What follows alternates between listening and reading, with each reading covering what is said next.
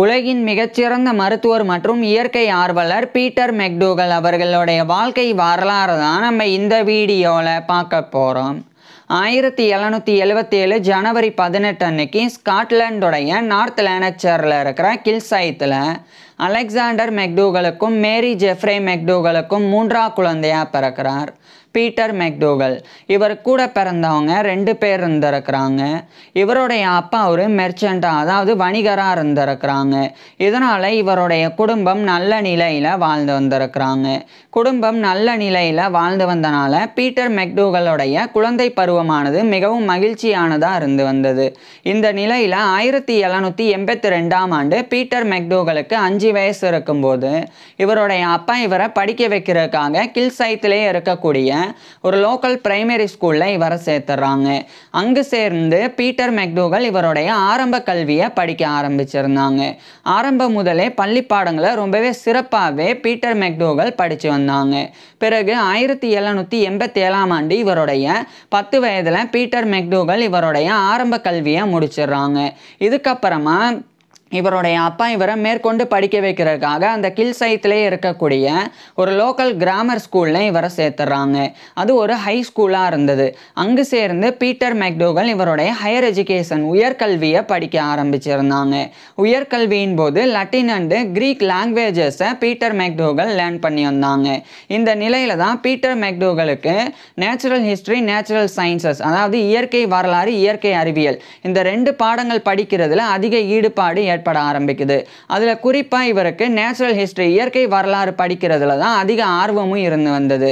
அதாவது natural history அப்படின்றது plants and animals பற்றி படிக்கிறது. அதாவது குறிப்பாக சொல்லப்போனால் பாட்டனி, ஜுவாலஜி அதாவது தாவரவியல், விலங்கியல் இந்த 2 பாடங்கள் உள்ளடங்கியது நேச்சுரல் ஹிஸ்ட்ரி அப்படின்னு அழைக்கப்பட்டது. அதே மாதிரி நேச்சுரல் சயின்சஸ் அப்படின்றது கெமிஸ்ட்ரி வேதியியல், ஃபிசிக்ஸ் இயற்பியல், ஆஸ்ட்ரானமி வானியல், பயாலஜி உயிரியல், ஜியாலஜி புவியியல் இது போன்ற பாடங்கள் உள்ளடங்கியது நேச்சுரல் சயின்சஸ் இயற்கை அறிவியல் அப்படின்றது. ஸோ ஒட்டுமொத்தமாக 2 பாடத்திலையும் இவர் அதிக ஈடுபாடு காட்டி வந்தாலும் நேச்சுரல் ஹிஸ்ட்ரியில் தான் அதிக ஆர்வம் காட்டி வந்தாங்க. இதனாலே இவர் மரம், செடி, கொடி போன்ற தாவரங்கள் பற்றியும் அதே மாதிரி பூச்சிகள், பறவைகள், விலங்குகள் போன்ற உயிரினங்கள் பற்றியும் தெரிஞ்சுக்கிறதுல அதிக ஆர்வம் கொண்டு நிறைய அது சார்ந்த விஷயங்களை தெரிஞ்சுக்கிட்டும் வந்தாங்க. இதுக்காகவே பீட்டர் மெக்டூகல் தனியாக சிறப்பாக கோர்சஸ் எடுத்து படிக்கணும் அப்படின்னு முடிவு செய்கிறாங்க. ஸோ இவருடைய ஹையர் எஜுகேஷனை பாதியிலேயே 1789ஆம் ஆண்டு இவருடைய 12 வயதிலேயே நிப்பாட்டுறாங்க.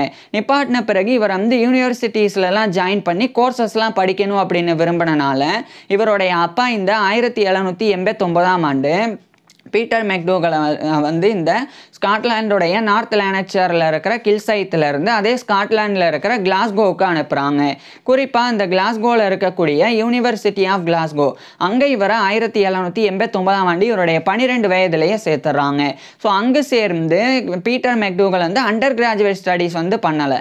அதுக்கு பதிலாக பீட்டர் மெக்டூகல் ஹையர் எஜுகேஷன் அந்த ஹை ஸ்கூலில் படிக்கும்போது இவர் எப்படிப்பட்ட அந்த எஜுகேஷன் சிஸ்டம் இருக்குமோ அது மாதிரி இந்த யூனிவர்சிட்டி ஆஃப் கிளாஸ்கோ பீட்டர் மெக்டூகல் சில கோர்சஸ் எடுத்து படிக்க ஆரம்பிக்கிறாங்க. இது அந்த காலகட்டத்தில் ரொம்ப சகஜமான ஒரு விஷயமா இருந்தது. அதாவது அந்த காலகட்டத்தில் குறிப்பாக அந்த 17ஆம் நூற்றாண்டு, 18ஆம் நூற்றாண்டு, 19ஆம் நூற்றாண்டுடைய ஆரம்ப பகுதி இந்த காலகட்டத்திலலாம் யூனிவர்சிட்டி ஆஃப் அதாவது ஒட்டுமொத்தமாக உலகத்தில் இருக்கக்கூடிய பல்வேறு பல்கலைக்கழகங்களில் பள்ளி மாணவர்களே படிக்கிறதுக்கு உண்டான கோர்சஸ்லாம் நிறைய இருந்தது. ஸோ சின்ன சின்ன பசங்க படிக்கிறதுக்கு உண்டான வாய்ப்பு இருந்தது. ஸோ அது மாதிரி வாய்ப்பை தான் 1789ஆம் ஆண்டு யூனிவர்சிட்டி ஆஃப் கிளாஸ்கோவில் பீட்டர் மெக்டூகல் எடுத்து படிக்கிறாங்க. குறிப்பாக நிறைய கோர்சஸ் நேச்சுரல் ஹிஸ்ட்ரி இயற்கை வரலாறு சார்ந்த நிறைய கோர்சஸ் இவர் படிக்க ஆரம்பிக்கிறாங்க. மேலும் 1790கள் காலகட்டத்தில் பீட்டர் மெக்டூகல் நேச்சுரல் ஹிஸ்ட்ரி சார்ந்து படிக்கிறது மட்டும் இல்லாமல் அது சார்ந்து நிறைய ஸ்பெசிமென்ஸ் மாதிரிகளையும் இவர் சேகரிக்க ஆரம்பிக்கிறாங்க. அதாவது மாதிரிகள் அப்படின்னு சொல்லும்போது நிறைய தாவரங்களினுடைய புதிய புதிய இனங்கள், புதிய பூச்சி இனங்கள், பறவை இனங்கள், விலங்கு இனங்கள் ஸோ இது மாதிரி இதெல்லாம் சேகரிக்க பீட்டர் மெக்டூகல் நிறைய ஆர்வம் காட்டி வந்தாங்க. அதே மாதிரி யூனிவர்சிட்டி ஆஃப் கிளாஸ்கோவில் நிறைய கோர்சஸும் இவர் பண்ணாங்க. பின்னர் 1794ஆம் ஆண்டு பீட்டர் மெக்டூகல் வந்து இவருடைய 17 வயதில் இவருடைய கோர்சஸ் எல்லாம் அந்த யூனிவர்சிட்டி ஆஃப் கிளாஸ்கோவில் முடிக்கிறாங்க. முடிச்சதுக்கப்புறமா அதே யூனிவர்சிட்டி ஆஃப் கிளாஸ்கோவில் பீட்டர் மெக்டூகல் வந்து அண்டர் கிராஜுவேட் ஹானர்ஸ் டிகிரிக்காக படிக்க ஆரம்பிக்கிறாங்க. இது வந்து எம்ஏ மாஸ்டர் ஆஃப் ஆர்ட்ஸ் அப்படின்னு அழைக்கப்படுது. அதாவது பேரளவில் மாஸ்டர் ஆஃப் ஆர்ட்ஸ் எம்ஏ அப்படின்னு இருந்தாலும் இது ஒரு அண்டர் கிராஜுவேட் ஹானர்ஸ் டிகிரி தான். குறிப்பாக ஒட்டுமொத்த இந்த உலகத்திலேயே யுனைடெட் கிங்டமில் இருக்கிற ஸ்காட்லாண்டில் இருக்கிற ஒரு சில பல்கலைக்கழகங்கள்லையும் இங்கிலாந்தில் இருக்கிற 2 பல்கலைக்கழகங்களில் மட்டும் இந்த மாஸ்டர் ஆஃப் ஆர்ட்ஸ் எம்ஏவானது ஒரு அண்டர் கிராஜுவேட் ஆனர்ஸ் டிகிரியாகவே வழங்கப்படும். உதாரணமாக ஸ்காட்லாண்டில் இப்போ இவர் படிக்கக்கூடிய யூனிவர்சிட்டி ஆஃப் கிளாஸ்கோ, அதே மாதிரி அதே ஸ்காட்லாண்டில் இருக்கிற university of Edinburgh, university of Aberdeen, university of Dundee, university of Saint Andrews இது போன்ற பல்கலைக்கழகங்களில் இந்த மாஸ்டர் ஆஃப் ஆர்ட்ஸ் எம்ஏ அப்படின்றது ஒரு அண்டர் கிராஜுவேட் ஆனர்ஸ் டிகிரியாக ஸ்காட்லாண்டில் வழங்கப்படும். அதேமாதிரி இங்கிலாந்தை பொறுத்த வரைக்கும் university of Cambridge, university of Oxford இந்த 2 பல்கலைக்கழகங்களில் இந்த மாஸ்டர் ஆஃப் ஆர்ட்ஸ் எம்ஏவானது ஒரு அண்டர் கிராஜுவேட் ஆனர்ஸ் டிகிரியாக வழங்கப்படும். ஸோ இது மாதிரி இவர் வந்து எம்ஏ அண்டர் கிராஜுவேட் ஆனர்ஸ் டிகிரியை 1794ஆம் ஆண்டிலிருந்து பீட்டர் மெக்டூகல் படித்தாங்க. குறிப்பாக ஹியூமனிட்டிஸ் இவர் வந்து படித்து வந்தாங்க. அதாவது மனித கலாச்சாரம் சமூகங்கள் பற்றிலாம் இவர் படித்தாங்க. பிறகுதான் மெல்ல மெல்ல பீட்டர் மெக்டூகலுக்கு மருத்துவம் படிக்கணும் அப்படின்ற அந்த ஒரு எண்ணம் ஏற்படுது. இந்த எண்ணம் ஏற்படுறதுக்கு முக்கிய காரணம் பீட்டர் மெக்டூகலுடைய ஒரு அங்கிள் மாமாவான ஜேம்ஸ் ஜெஃப்ரே அப்படின்றவர் தான். இந்த ஜேம்ஸ் ஜெஃப்ரே அப்படின்றவர் வந்து பீட்டர் மெக்டூகலுடைய அம்மாவான மேரி ஜெஃப்ரே மெக்டூகல் அவங்களுடைய ஒரு சகோதரர். ஸோ இவருடைய மாமா அந்த ஒரு ஜேம்ஸ் ஜெஃப்ரே அப்படின்றவர் வந்து university of Glasgow school of medicine dentistry and nursing, இது வந்து யூனிவர்சிட்டி ஆஃப் கிளாஸ்கோடைய மெடிக்கல் ஸ்கூல், அங்கே வந்து ஒரு ப்ரொஃபஸர் ஆஃப் அனாட்டமி அண்டு பாட்டனியாக இருந்தாங்க. அதாவது உடற்கூறியல் மற்றும் தாவரவியல் பேராசிரியராக அந்த ஜேம்ஸ் ஜெஃப்ரே அப்படின்ற இவருடைய அங்கிள் இருந்தாங்க. ஸோ அவர் தான் பீட்டர் மெக்டூகலுக்கு நீ சும்மா அண்டர் கிராஜுவேட் படிக்கிறதுக்கு பதிலாக இந்த மருத்துவம் சார்ந்த விஷயங்கள் படிக்கலாம், மருத்துவ படிப்பை படிக்கலாம் அப்படின்னு யோசனை சொல்கிறாங்க. இதுக்கப்புறம் தான் பீட்டர் மெக்டூகலுக்கு மருத்துவம் படிக்கணுன்ற எண்ணமே ஏற்படுது. இதனால் 1797ஆம் ஆண்டு யூனிவர்சிட்டி ஆஃப் கிளாஸ்கோவிலிருந்து இவருடைய அண்டர் கிராஜுவேட் டிகிரியை இவர் வந்து கம்ப்ளீட் பண்ணுறாங்க. இதுக்கப்புறமா அந்த யூனிவர்சிட்டி ஆஃப் கிளாஸ்கோவுடைய மெடிக்கல் ஸ்கூலான university of Glasgow school of medicine dentistry and nursing அங்கே இவர் வந்து ஜாயின் பண்ணி மருத்துவம் படிக்க ஆரம்பிக்கிறாங்க 1797ஆம் ஆண்டிலிருந்து. குறிப்பாக பீட்டர் மெக்டூகல் வந்து டாக்டர் ஆஃப் மெடிசன் அப்படின்ற எம்டி டிகிரியை படிக்க ஆரம்பிச்சிருந்தாங்க.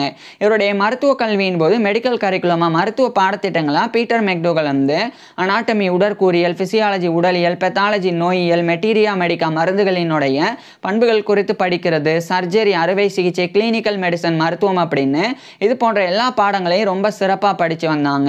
மேலும் இவர் வந்து மருத்துவ கல்வியின் போது கெமிஸ்ட்ரி, வேதியியல், பாட்டனி தாவரவியல், அதே மாதிரி கூடுதலாக பயாலஜி உயிரியல் இது போன்ற அறிவியல் பாடங்களையும் படித்து வந்தாங்க. மருத்துவத்திற்கும் தாவரவியல், வேதியியல், உயிரியலுக்குலாம் என்ன சம்பந்தம் அப்படின்னா எல்லாத்துக்குமே சம்பந்தம் இருக்குது. குறிப்பாக தாவரங்களில் இருந்து எடுக்கப்படக்கூடிய நிறைய சப்ஸ்டன்ஸ் அதிலிருந்து மருந்துகள் தயாரிக்கிறதுல ஆரம்பித்து நிறைய ரசாயனங்கள் சார்ந்த விஷயங்களை மருந்துகளில் கலப்படம் பண்ணுறதுலேருந்து அதுக்கப்புறமா கலப்படம் அப்படின்னு சொல்லும்போது ஒரு மருந்து வந்து இந்த ஒரு கெமிக்கல் சேர்த்தா தான் அது கரெக்டாக ஒர்க் ஆகும். ஸோ அந்த மாதிரி அந்த ஒரு கலவை, அதுக்கப்புறம் நிறைய உடலில் ஏற்படக்கூடிய செல்களில் இருக்கக்கூடிய பிரச்சனை அது சரி செய்கிறதுக்கான உயிரியல் பண்புகள். ஸோ இதுக்கெல்லாம் இந்த 3 பாடங்களும் மிக முக்கியமானது. ஸோ இதெல்லாம் கூட இவர் பீட்டர் மெக்டூகல் படித்தாங்க. இதில் இவருடைய அங்கிளான ஜேம்ஸ் ஜெஃப்ரே அவர் தான் வந்து இவருக்கு அனாட்டமி அண்டு பாட்டனி அதாவது உடற்கூறியல், தாவரவியல் இந்த 2 பாடங்களை கற்பித்தாங்க. ஏன்னா அவர் தான் பேராசிரியராக இருந்தாங்க. ஸோ ரொம்ப சிறப்பாகவே இந்த காலகட்டத்தில் பீட்டர் மெக்டூகல் வந்து இவருடைய மருத்துவ கல்வியை படித்தாங்க. இறுதியாக 1802ஆம் ஆண்டு இவருடைய 25 வயதில் பீட்டர் மெக்டூகல் வந்து இவருடைய டாக்டர் ஆஃப் மெடிசன் அப்படின்ற எம்டி டிகிரியை university of Glasgow school of medicine dentistry and நர்சிங்லேருந்து முடிக்கிறாங்க. முடித்த உடனடியாக இப்போ பீட்டர் மெக்டூகல் வந்து இந்த doctor of medicine MD degree முடித்தோடனே இவர் ஒரு மருத்துவராக நோயாளிகளுக்கு சிகிச்சையெல்லாம் கொடுக்க முடியாது. அதுக்கு முன்னாடி பீட்டர் மெக்டூகல் ஒரு மருத்துவமனையில் சேர்ந்து அங்கே இருக்கக்கூடிய தேர்ந்த மருத்துவர்கள் நோயாளிகளுக்கு சிகிச்சை கொடுக்கறத பார்த்து பயிற்சி பெறணும். அதுக்கப்புறமா அந்த தேர்ந்த மருத்துவர்களினுடைய மேற்பார்வையின் கீழே பீட்டர் மெக்டூகலே நோயாளிகளுக்கு சிகிச்சை கொடுக்கணும். இதெல்லாம் சரியாக செஞ்சால் தான் பீட்டர் மெக்டோகல் ஒரு மருத்துவராக தகுதி பெற முடியும். இதுக்காக கிளாஸ்கோலையே அப்போ புதிதாக நிறுவப்பட்டிருந்த கிளாஸ்கோ ராயல் இன்ஃபர்மரி அப்படின்ற ஒரு டீச்சிங் ஹாஸ்பிட்டல், அங்கே 1802ஆம் ஆண்டு இவர் எம்டி முடித்த உடனே அங்கே வந்து ஜாயின் பண்ணுறாங்க. கிளாஸ்கோ ராயல் இன்ஃபர்மரி அப்படின்றது நோயாளிகளுக்கு சிகிச்சை கொடுக்கக்கூடிய ஒரு நார்மல் ஹாஸ்பிட்டல் மட்டும் கிடையாது. அது மருத்துவ மாணவர்களுக்கு மருத்துவ கல்வியையும் மருத்துவ பயிற்சியையும் கொடுக்கக்கூடிய ஒரு டீச்சிங் ஹாஸ்பிட்டலும் கூட. இதனால இந்த கிளாஸ்கோ ராயல் இன்ஃபர்மரியில் பீட்டர் மெக்டோகல் 1802ஆம் ஆண்டு ஜாயின் பண்ணி ஒரு ஹவுஸ் பிசிஷியனாகவும் ஹவுஸ் சர்ஜனாகவும் இவருடைய மெடிக்கல் ட்ரைனிங்கையும் சர்ஜிக்கல் ட்ரைனிங்கையும் எடுத்துக்க ஆரம்பிக்கிறாங்க. அதாவது பீட்டர் மெக்டோகல் வந்து வெறும் ஒரு மருத்துவர் ஆகிறதுக்கு மெடிக்கல் ட்ரைனிங் மட்டும் எடுக்காம ஒரு சர்ஜன் அறுவை சிகிச்சை நிபுணராகவும் ஆகணும் அப்படின்னு சர்ஜிக்கல் ட்ரைனிங்கையும் எடுத்துக்கிட்டாங்க. இப்படி அடுத்த சில மாதங்களில் இவர் வந்து படிப்படியாக இவருடைய மருத்துவ பயிற்சிகளை 1803 1804 காலகட்டத்தில் முடிச்சிடுறாங்க. முடிச்சதுக்கப்புறம் இந்த 1804ஆம் ஆண்டு பீட்டர் மெக்டோகலுக்கு வந்து மிஸ்டர் பேரி அப்படின்னு சொல்லி ஒரு மருத்துவருடைய அறிமுகம் கிடைக்குது. ஸோ அவர் கூட சேர்ந்து இந்த 1804ஆம் ஆண்டு கிளாஸ்கோலையே ஒரு சிறிய மருத்துவமனையை பீட்டர் மெக்டோகல் வந்து நிறுவுறாங்க இவருடைய 27 வயதிலேயே. ஸோ நிறுவி ஒரு மருத்துவராக பீட்டர் மெக்டோகல் வந்து அந்த மிஸ்டர் பேரி கூட சேர்ந்து நோயாளிகளுக்கு சிகிச்சை கொடுக்கக்கூடிய அந்த பணியை செய்ய தொடங்குறாங்க. இந்த காலகட்டத்தில் தான் பீட்டர் மெக்டோகல் வந்து அவருக்கு சிறு வயதிலிருந்தே இருந்த ஆர்வம், அந்த நேச்சுரல் ஹிஸ்ட்ரியில் இருந்த ஆர்வம், ஸோ அதை வந்து இந்த காலகட்டத்தில் இவருடைய பொழுதுபோக்காக வந்து மேற்கொள்ள ஆரம்பிக்கிறாங்க. குறிப்பாக இவருக்கு நேரம் கிடைக்கும் போதெல்லாம் நிறைய இயற்கை சார்ந்த இடங்களுக்கு போய் அங்கே இருக்கக்கூடிய புதிய வகையான தாவரங்கள், புதிய வகையான விலங்குகள் அதை சேகரிக்கிறது, அதிலெல்லாம் இவர் வந்து ஈடுபட்டாங்க. இது மாதிரி பீட்டர் மெக்டோகல் வந்து ஒரு பக்கம் மருத்துவ பணி, இன்னொரு பக்கம் வந்து இந்த நேச்சுரல் ஹிஸ்ட்ரி ஸ்பெசிமென்ஸை கலெக்ட் பண்ணக்கூடிய பணி, இதை ரெண்டையுமே பீட்டர் மெக்டோகல் பண்ண தொடங்கியிருந்தாங்க. இதே சமயம் ஜேம்ஸ் லாஸ்கி அப்படின்னு சொல்லி ஒரு கேப்டன், இவர் வந்து கிளாஸ்கோலே இருக்கக்கூடிய ஹண்டேரியன் மியூசியம், ஒரு அருங்காட்சியகம், அதனுடைய டைரக்டராக இருந்தாங்க. ஸோ அவர் வந்து அந்த ஹண்டேரியன் மியூசியத்துடைய அனட்டாமிக்கல் டிபார்ட்மெண்ட், உடற்கூறியல் துறை, அங்கே வந்து உதவி செய்கிறதுக்கு பீட்டர் மெக்டோகலை வந்து அழைச்சாங்க. ஏன்னா இவர் தான் நிறைய விலங்குகளினுடைய மாதிரிகளை சேகரிக்கிறதுல ஆர்வம் கொண்டிருந்தனால அந்த ஹண்டேரியன் மியூசியத்தில் அந்த கேப்டன் ஜேம்ஸ் லாஸ்கிக்கு ஒரு உதவியாளராக இவரால் உதவ முடியும் அப்படின்னு அவர் நினச்சாங்க. ஸோ அவர் அழைச்சாங்க. பீட்டர் மெக்டோகலும் அந்த கேப்டன் ஜேம்ஸ் லாஸ்கிக்கு நிறைய உதவிகள் பண்ணாங்க. குறிப்பாக அந்த ஹண்டேரியன் மியூசியத்தோடைய அனட்டாமிக்கல் டிபார்ட்மெண்ட்டில் ஒவ்வொரு வகையான மாதிரிகள், விலங்கு மாதிரிகள், பறவை மாதிரிகள், ஸோ அதெல்லாமே வந்து சரியாக அரேஞ்ச் பண்ணுறது, ஸோ அது மாதிரியான ஒர்க்கில் எல்லாம் பீட்டர் மெக்டோகல் வந்து ஈடுபட்டாங்க. மேலும் அந்த ஹண்டேரியன் மியூசியம் சார்ந்து நிறைய கண்காட்சி நடத்தப்படுறதுக்கும் பீட்டர் மெக்டோகல் வந்து நிறைய உதவியாகவும் இருந்து வந்தாங்க. இந்த நிலையில் 1809ஆம் ஆண்டு பீட்டர் மெக்டோகல் வந்து மிஸ்டர் பேரி அவர் கூட சேர்ந்து அந்த பிரைவேட் ப்ராக்டிஸ் பண்ணுறதை நிப்பாட்டுறாங்க. நிப்பாட்டினதுக்கு காரணம் இந்த 1809ஆம் ஆண்டு தான் கிளாஸ்கோ ராயல் இன்ஃபர்மரி, இவர் மருத்துவ பயிற்சி பெற்ற அந்த ஒரு டீச்சிங் ஹாஸ்பிட்டல், அங்கே இவருக்கு ஒரு சர்ஜன், அறுவை சிகிச்சை நிபுணராக 1809ஆம் ஆண்டு வேலை கிடைக்குது. ஸோ ஒரு அறுவை சிகிச்சை நிபுணராக கிளாஸ்கோ ராயல் இன்ஃபர்மரியில் பீட்டர் மெக்டோகல் வந்து வேலை பார்க்க ஆரம்பிக்கிறாங்க. ஆனால் இவருக்கு அங்கே கிளாஸ்கோ ராயல் இன்ஃபர்மரியில் வேலை பார்க்க ஆரம்பித்த பிறகு இந்த லேசர் டைம்ஸ்லாம் கிடைக்காம போயிடுது. இவருக்கு கிடைக்கக்கூடிய அந்த நேரம் வந்து கிடைக்கல. இவர் எந்நேரமும் பிஸியாக இருக்க வேண்டிய நிலை இருந்தது. இதனால் 1810ஆம் ஆண்டு அந்த ஒர்க்கை ரினியூ பண்ணாமல், லைசன்ஸுக்காக ரினியூ பண்ணாமல் கிளாஸ்கோ ராயல் இன்ஃபர்மரியிலிருந்து சர்ஜன் அப்படின்ற பதவியிலிருந்து விலகி இந்த 1810ஆம் ஆண்டு கிளாஸ்கோலே இருக்கக்கூடிய ஜார்ஜ் ஸ்கொயர் அப்படின்ற ஒரு இடம், ஸோ அங்கே வந்து பீட்டர் மெக்டோகல் ஒரு சின்ன மருத்துவமனை நிறுவி அங்கே இவர் ஒரு மருத்துவராக தொடர்ந்து பணிபுரிய ஆரம்பிக்கிறாங்க. மேலும் தொடர்ந்து இந்த காலகட்டத்தில் நிறைய கடலோர பகுதிகள், அதே மாதிரி நிறைய தீவுகள், அங்கெல்லாம் பீட்டர் மெக்டோகல் வந்து இவருடைய நண்பர்கள் கூட சேர்ந்து பயணம் போக ஆரம்பிக்கிறாங்க. இந்த மாதிரி 1812 ஜூலை 24 இந்த சமயம் பீட்டர் மெக்டோகல் இவருடைய 2 நண்பர்கள் கூட சேர்ந்து ஸ்காட்லாண்டில் இருக்கக்கூடிய ஒரு முக்கியமான கிரேட் கம்ப்ரே அப்படின்ற ஒரு இடம், அங்கே வந்து பீட்டர் மெக்டோகல் வந்து போகிறாங்க. ஸோ அங்கே வந்து ஸ்காட்லாண்டுடைய ஃபெர்த் ஆஃப் கிளைட், அங்கே தான் இந்த கிரேட் கம்ப்ரே அப்படின்ற இடம் இருக்குது. அது வந்து ஒரு கடல் சார்ந்த பகுதியாகவும் நிறைய இருக்கும். ஸோ அங்கே வந்து பீட்டர் மெக்டோகல் போகும்போது அங்கே நிறைய டேர்ன்ஸ் வந்து இருந்தது. டேர்ன்ஸ் அப்படின்னா ஒரு கடல் பறவைகள், சீ பேர்ட்ஸை தான் வந்து டர்ன்ஸ் அப்படின்னு குறிப்பிடுவாங்க. ஸோ அது மாதிரி நிறைய கடல் பறவைகளினுடைய இனம் வந்து அங்கே இருந்தது. அதில் குறிப்பாக வந்து ஸ்டெர்னா ஹிரண்டோ அப்படின்னு ஒரு வகையான கடல் பறவை இனம். இது வந்து ஒரு ஸ்பீசிஸ், ஒரு கடல் பறவை இனத்தினுடைய ஒரு ஸ்பீசிஸ். குறிப்பாக அது வந்து லாரிடி அப்படின்னு சொல்லி ஒரு வகையான ஃபேமிலி, ஒரு குடும்பம், அந்த பறவை குடும்பம். ஸோ அதில் இருக்கக்கூடிய ஒரு ஸ்பீசிஸ் இனம் தான் இந்த ஒரு காமன் டர்ன் அப்படின்றது. இதனுடைய பேர் வந்து ஸ்டெர்னா அப்படின்னு அழைக்கப்படும். அதாவது இது வந்து ஸ்டெர்னா அப்படின்ற ஜீனஸ் சார்ந்தது. இதை வந்து நான் சிம்பிளாக புரிய வைக்கிறேன். இப்போ ஒரு தாவரத்தை எடுத்துக்கிட்டாலும் இல்லைனா விலங்கு உயிரினங்களை எடுத்துக்கிட்டாலும் அது வந்து தரைநிலைப்படுத்தப்படும். குறிப்பாக வந்து ஃபேமிலி, ஜீனஸ், அதுக்கப்புறம் வந்து ஸ்பீசிஸ் அப்படின்னு தனித்தனியாக வந்து பிரிக்கப்படும். அதில் இப்போ புரிகிற மாதிரி சொல்லணும்னா ஃபேமிலி அப்படின்னு எடுத்துக்கிட்டோம்னா அதில் வந்து ஒரு பெரிய உயிரினங்களினுடைய குடும்பம் இருக்கும். அதுக்கப்புறம் அதில் தனித்தனியாக ஜீனஸ், நிறைய ஜென்ரா வந்து இருக்கும், இனங்கள். அதில் தனியாக ஸ்பீசிஸ் அப்படின்றது இருக்கும். ஸோ அந்த மாதிரி 3 ரேங்க்ஸ் வந்து பிரிக்கப்பட்டிருக்கும். இதை இன்னும் புரிகிற மாதிரி சொல்லப்போனால் இப்போ ரோசேசியை அப்படின்னு ஒரு ஃபேமிலி இருக்குது. இது வந்து ஒரு தாவர குடும்பம். இந்த தாவர குடும்பத்தில் தான் அதாவது ரோஜா பூக்கள், அதுக்கப்புறம் ஆப்பிள்ஸ், அதே மாதிரி ஸ்ட்ராபெரிஸ், இதெல்லாமே வந்து இந்த ரோசேசியை அப்படின்ற ஃபேமிலியை சார்ந்தது. அதுக்கப்புறம் ஜென்ரா, அதாவது ஜீனஸ், இது எப்படி இருக்கும், இந்த இனம் எப்படி இருக்கும் அப்படின்னா இப்போ ரோசா பூக்கள்லேயே நிறைய இனம். இப்போ ரோஜாவை தனியாக ஒரு ஜென்ராவாகவும், ஆப்பிள்ஸையும், அதாவது அதே மாதிரி ஸ்ட்ராபெரிஸ், இதெல்லாம் தனித்தனியாக பிரித்தோம்னா அது வந்து ஜீனஸ் அப்படின்னு அழைக்கப்படும். அதில் இப்போ புரிகிற மாதிரி சொல்லணும்னா இப்போ ரோசஸில் நிறைய ஒயிட் ரோஸ், அதேமாதிரி ரோஸ் கலர்லேயே ரோசஸ், வெவ்வேறு நிலங்களில் வந்து ரோசஸ் இருக்குது. ஸோ இதெல்லாம் வந்து எல்லா ரோசஸும் சேர்ந்தது ஒரு ஜீனஸ். அதே மாதிரி தான் ஆப்பிள்ஸ்லையும் பல வகைகள் இருக்குது. ஸோ பல வகையான ஆப்பிள்ஸ் சேர்ந்தது ஒரு ஜீனஸ். அதே மாதிரி தான் ஸ்ட்ராபெரிஸ்லையும் பல பெரிஸ் வகைகள் இருக்குது. எல்லாம் சேர்ந்தது ஒரு ஜீனஸ் அப்படின்னு அழைக்கப்படும். அதுக்கப்புறம் அந்த ஜீனஸ்லேயே பர்டிகுலராக ஒரே வகையான இனத்தை மட்டும் எடுத்தோம்னா அது ஸ்பீசிஸ் அப்படின்னு அழைக்கப்படும்.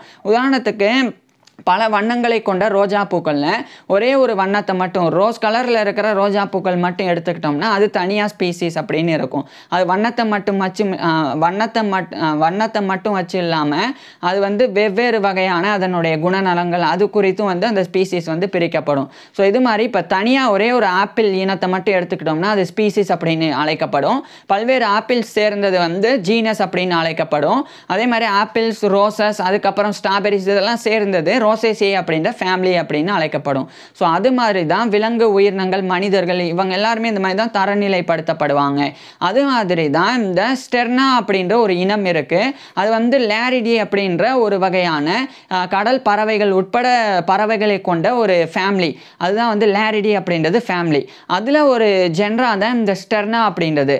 அதில் வந்து காமன் டர்ன் அப்படின்னு சொல்லி ஒரு வகையான கடல் பறவைகள் உயிரினங்கள் வந்து இருக்குது.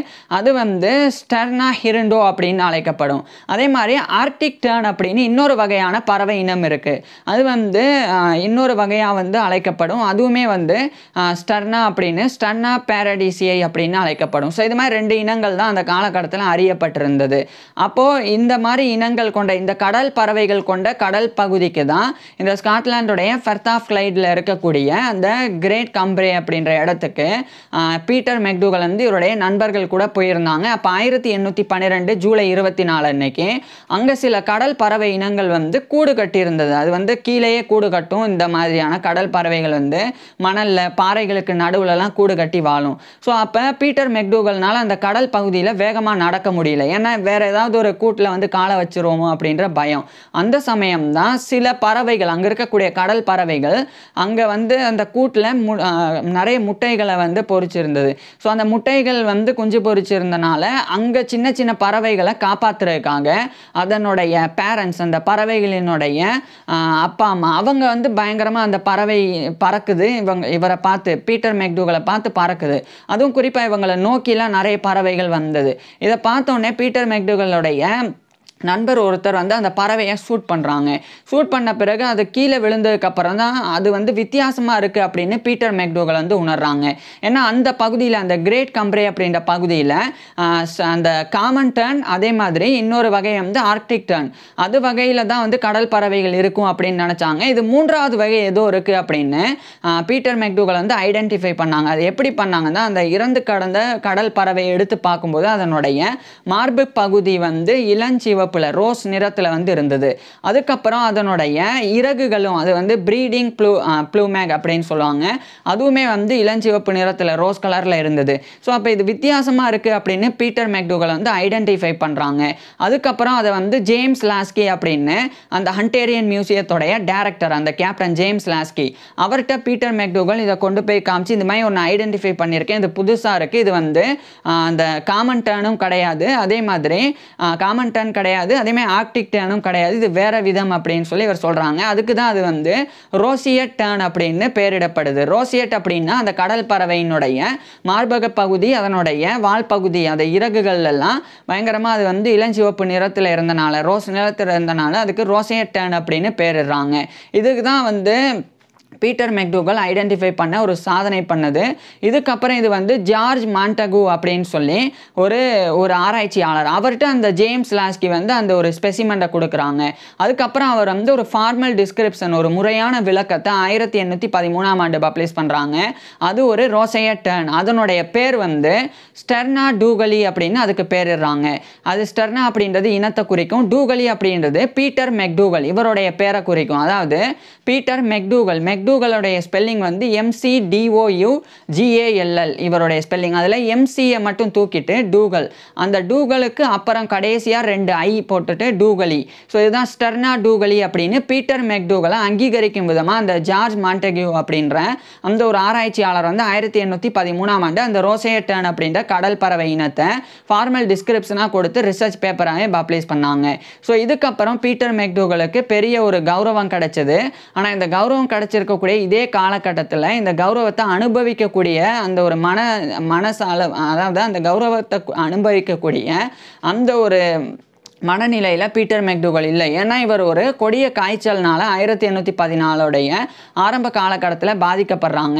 அது வந்து டைஃபஸ் காய்ச்சலாக இருக்கக்கூடும் அப்படின்னு சொல்லி நம்பப்படுது. ஸோ அந்த காய்ச்சல்னால் பாதிக்கப்பட்ட பீட்டர் மெக்டூகல் மீண்டு வர முடியாமல் அதே 1814 ஏப்ரல் 14 அன்னைக்கு இவருடைய 37 வயதில் பீட்டர் மெக்டூகல் இறந்து போயிடுறாங்க. ஸோ 1814 ஏப்ரல் 14 அன்னைக்கு இவருடைய 37 வயதில் பீட்டர் மெக்டூகல் வந்து இறந்து போயிடுறாங்க. இவர் இறந்து போனதுக்கு அப்புறமா அந்த ரோசையட் டர்ன் அப்படின்ற அந்த இவர் பேரிடப்பட்ட அந்த ஸ்டெர்னா டூகலி, அந்த ரெண்டுமே ஒன்று தான். ரோசையட் டர்ன் அப்படின்னாலும் ஸ்டெர்னா டூகலி அப்படின்னாலும் அது ஒரு கடல் பறவை, இவர் கண்டுபிடிச்ச கடல் பறவை இனத்தை தான் வந்து குறிக்கும். ஸோ அது 1819ஆம் ஆண்டு பெரிய அளவில் அங்கீகரிக்கப்பட்டது.